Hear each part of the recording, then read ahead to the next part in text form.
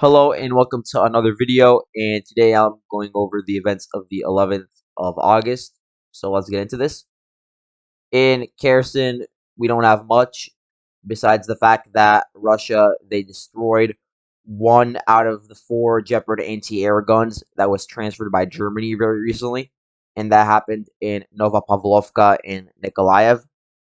We're also hearing that British Defense Secretary Ben Wallace, he said in an interview that the United Kingdom, they'd be giving Ukraine three more M270 rocket launchers. So look out for that. Besides that, there's not much in here. I just want to talk about the bridges supplying the western part of Kherson for a second. So we know about the Antonovsky Bridge, which is being repaired again after it was struck during its original repairing phase. But this is the other bridge that's being used to supply the front line for Russia. It's around the hydroelectric power plant over here. So you have the road, right, and you have the railway as well. So the railway, it was struck with the HIMARS. I talked about the strikes on Novakakovka yesterday, but we only received footage of it today that Russia released. So the railway itself is not operational at the moment because the tracks they got destroyed, so you can't really transport anything. But the roads themselves, there were like three detonations, like three craters that I saw on the sides of the road, but for the most part, it is intact. And in the footage that Russia released, it was still operational. So you saw cars passing through and such. So you can see like smaller scale equipment still pass through here for the time being, but you can't really transport as much because the railroad itself, its tracks were destroyed. So that has to be repaired. And now with Britain saying that they're going to send in these rocket launchers again, we'll see if they're going to use it again on these important supply lines for Russia.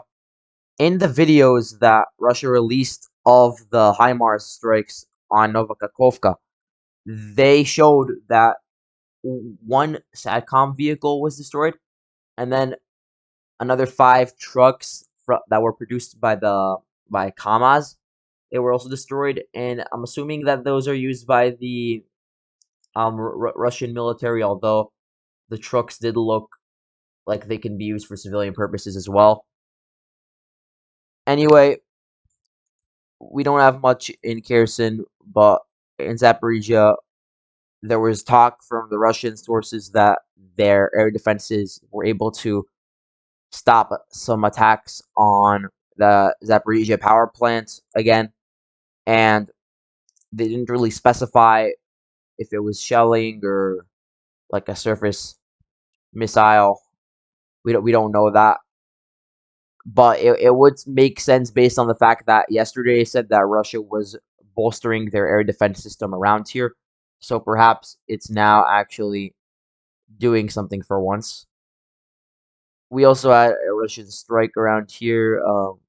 There was some wreckage around this town over here, right outside of Zaporizhia. But that's it for Zaporizhia itself. Now we heard again of fighting around Pavlivka over here. So I don't know if it's contested or not, but Ukraine, they did say that they pushed back the Russians from the town, but then the Russians say that there's fighting still going on in the town. So I don't know what's true, but for sure we have seen increasing fighting around here. Originally, Vuhledar, that was the Russian target, but then Ukraine, they sort of went on a counteroffensive here, as you all know, and they took Pavlivka, and then they actually expanded to some of the adjacent towns, but they were pushed back. So the only town still remaining under their control from that counteroffensive is Pavlivka, and it is heavily fortified based on the fact that it's the only town that hasn't fallen yet. and now we're hearing fighting from there. So we'll see if it falls, and then if it falls, the fighting would sort of shift towards the Vuhledar, and we can see how long Ukraine can withstand these attacks because they've been going on for months now. Besides that, there's not much on the Donetsk front over here, but there is some news from the rest of the Donetsk area.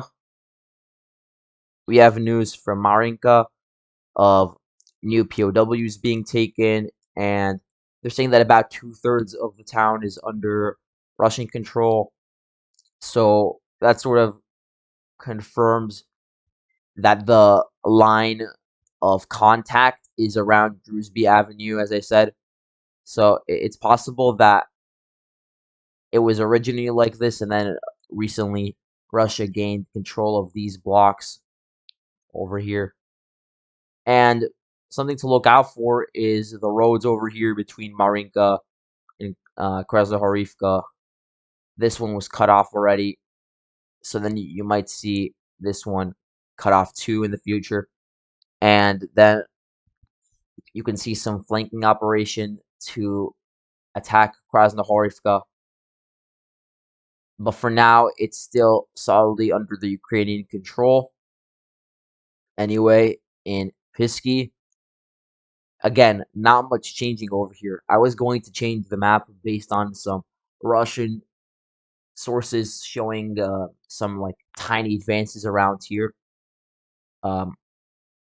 In this yellow highlighted space, I was gonna give this to the Russians, but based on the fact that there was some like footage that Russia released of artillery around here, that they were striking the Ukrainian positions in this area, specifically in this building over here, which is right next to the front line that I marked out before. So you can look at this footage. It's clear that Ukraine is still present in these buildings around here, and they're not going to be pushed out without a fight. But we do know that Russia did make at least some incremental gains around here and did enter this town, Pervomaiske. It is a sort of long town. Um, you can't encircle it given the current dynamics. So it would be it would be a pretty like meat grinding process to take it. I would say the best course of action would be to take Novelske first, and then from there you attack from the north and go head on into the center of the town while steadily advancing along this E50 road. So you can anticipate something like that happening. Now, that's it for the Pisky Marinka front, but we did have news from Donetsk where there was a big ammonia leak which occurred due to Ukraine shelling this brewery, and this is the location of that facility over here. So you had Ukraine shell it, and there was a lot of liquid ammonia stored in there, so it caused a leak. And the Russians there, or the DPR authorities, they said that 7,000 tons were spilled, and they warned residents within a 2-kilometer radius to stay inside, close their doors and the windows, and it was a pretty, it could have been a fatal incident, but 3 hours after the leak, the DPR authorities were able to put out the remaining ammonia that was being spread throughout the city. So the line of contact for the residents, the danger zone basically was around here, you know. And now it's back to normal, but it was a very scary event for the people living there, of course. I don't know if anybody got hurt though. I didn't hear of it, so most the people there are probably safe.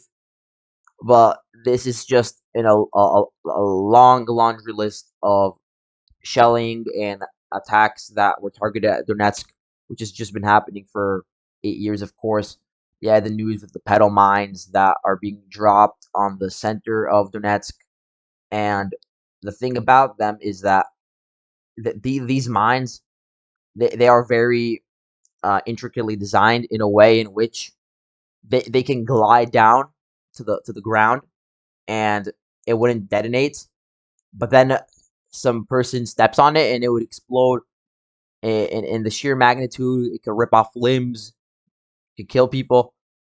There have been numerous incidents of people in the center of Donetsk accidentally getting their hands on these because they are sort of designed to camouflage with the surroundings if it's like a grassy area with trees and such, and it has inflicted some damage. And I would say it's sort of a way to scare the population around here, and it's a way to tap into some vulnerabilities. So we're going to have to see if this continues, the heightened attacks towards Donetsk, and that would sort of encourage the DPR and Russians as well to create a larger buffer around here because they've succeeded in advancing at least a kilometer during this renewed fighting around Donetsk, but of course Donetsk is still within the range of shelling, and I would say the main goal is for Donetsk to be at least a farther away, so you can see the attacks sort of subside, sort of like what happened in Luhansk. You do see some shelling there, some sporadic attacks, uh, especially Alchevsk. You see a lot of that city, but it's nothing compared to what happens in Donetsk now. So you would probably see that it's a top priority for Russia and its allies to put an end to this once and for all. Now, let's go on to Zaitseve, where there's some interesting news from here. We have the fact that Russia, they broke through the first like trenches that Ukraine had it around the town over here, and now they're advancing from several areas. Of course, you have the attack here, and then also because Dacha is under the control of the Russians, they can also attack from the north and push them out. And this is a key town because once this falls, the gateway to this road is pretty much open. There's nothing really in between them. And this is the road that leads to Bakhmut, of course. But they would also have to deal with the Ukrainian garrison in this town, Kurdyumivka, and also the one here in Ozaryanivka, because it's located on a much higher elevation than Zaitseve, which is a relatively low elevation. And they can sort of fire down upon the troops here or the troops along the road. So I would say it's a priority of the Russians to take over these two towns, and then also further on into the future, when the battle in Bakhmut really starts to escalate, Chasiv Yar, that's going to be a very, very big staging point for the Ukrainians to coordinate attacks and shelling and stuff like that, because Chasiv Yar is on much higher elevation than Bakhmut, for instance. So if you had an urban battle going on around here, you can just rain hell down on the Russian forces that are located in the area. So I would say potentially it might be a good idea to sort of attack Chasiv Yar first, but it would be difficult, certainly. And then you'd also have to worry about the Ukrainian garrison here and Kostiantynivka. So we'll see what happens over there. Nothing really changing around this Zaitseve and in Vesela Dolina as of yet, but I did make some minor adjustments to the map around Bakhmut to illustrate the Russian gains that have occurred recently. So we basically have all of Bakhmutske under the control of the Russians, first of all, and they are very close to taking over all of this road along here that leads into the northeastern part of Bakhmut.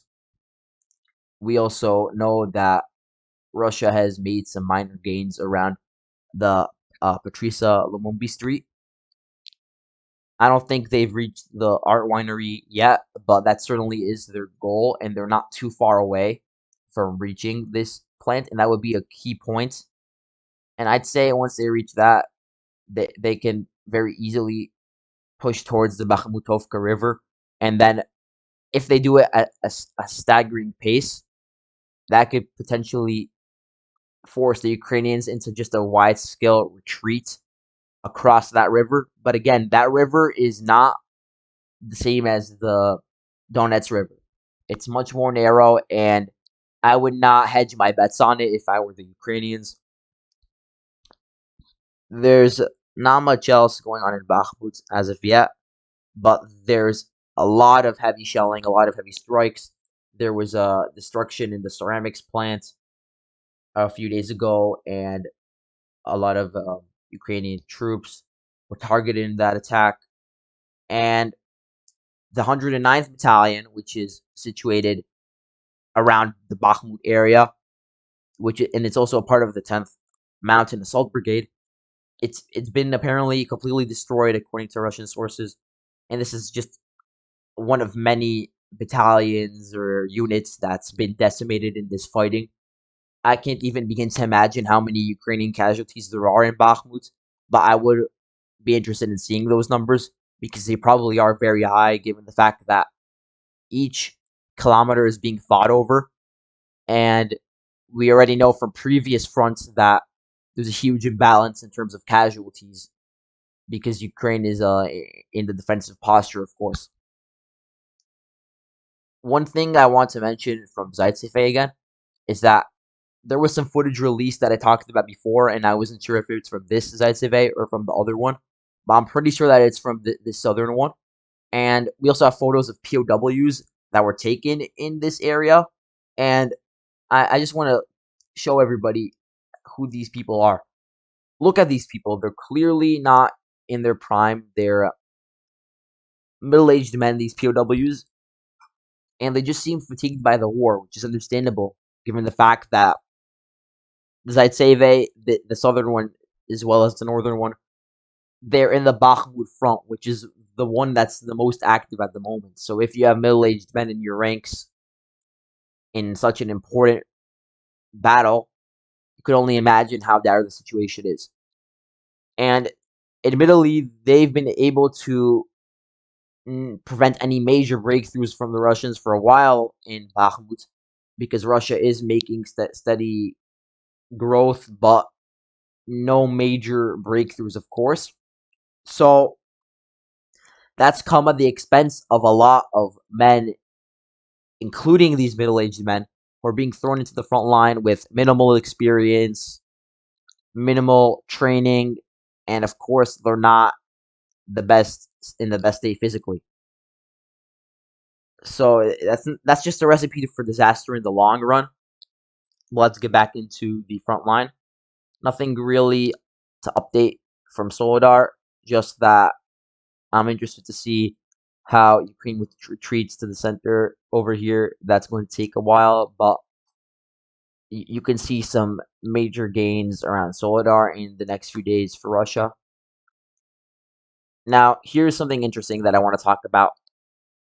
There's been reports that there's a conflict brewing between Zelensky and the commander-in-chief of the AFU, Zaluzhny. Zaluzhny, he requested that Zelensky granted permission to retreat from the Seversk Bakhmut line over here to this new line around Slavyansk, Kramatorsk, and I would assume that it would also include Druzhkivka, Konstantinivka, and then Toretsk as well. So that would be giving up all this land, which there's so many key cities in here. It would be a very fatal blow to the Ukrainian effort at preventing the fall of Donbass, but I can see how it would pay off for at least a while because Russia they'd be overextended after consolidating all of their gains around here, and that would take a while. And then they'd have to take another one of these operational pauses to recuperate all their troops. after heavy fighting in Bakhmut and Seversk, Soledar, etc. And that would buy time for Ukraine. It would buy them perhaps enough time until, say, October, when you have like Rasputitsa and all this mud, which prevents major advances. Maybe that's what Zelensky is thinking to himself by pressuring Zelensky into withdrawing to this new line. But Zelensky, he's adamant about maintaining the current front line, not giving an inch to the enemy in a very Stalinesque manner, and that's probably because the West, they've been pressuring him into preventing Russian advances for as long as possible, and he wants to maintain cordial relations with the West. He wants to continue to receive their shipments of weapons and such. So he is sort of obeying whatever they're ordering, and yeah, it's not a good look now between the two of them. There's a lot of conflict, so we'll see what happens in that regard. But for now, the front line is still static around here in Seversk. Ukraine, they reported fighting around Ivano-Darivka. They said that they repelled an assault by Russia on this town, which is an important town. You have a lot of important Ukrainian garrisons stationed in here, although it is a pretty small town. In Russia, they say that fighting is still ongoing in here, so it's sort of like the situation in Pavlivka. Again, I'm going to keep it blue for now. And that's it for the Donbass front. But there is some news from Kharkiv. The governor of Kursk region, he confirmed shelling in Titkino and Popovo, Lezachi. And then in response, the Russians, they launched some strikes over here on Bohodukiv.